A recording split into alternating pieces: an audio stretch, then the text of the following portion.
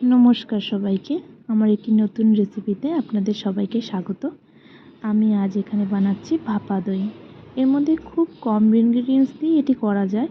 এর মধ্যে লাগে হলো একটি খাঁটি দই এবং জাগরি পাউডার, আর কিছুই নয়। এখানে আমি একটি সাদা কাপড় বিছিয়ে নিয়েছি, সুতির সাদা কাপড়, যার মধ্যে আমি দইগুলো দিয়ে দিয়েছি।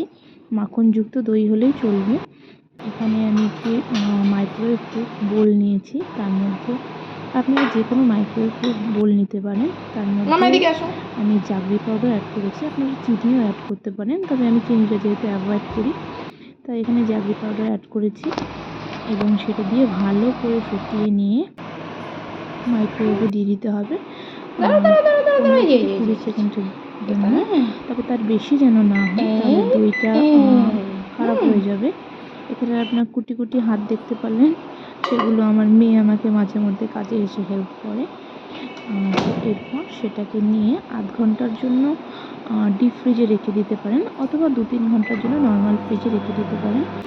খেয়ে দেখবেন দারুণ হয়। একবার যদি টেস্ট করে দেখেন আপনারা বারবার খেতে চাইবেন। And thanks for watching.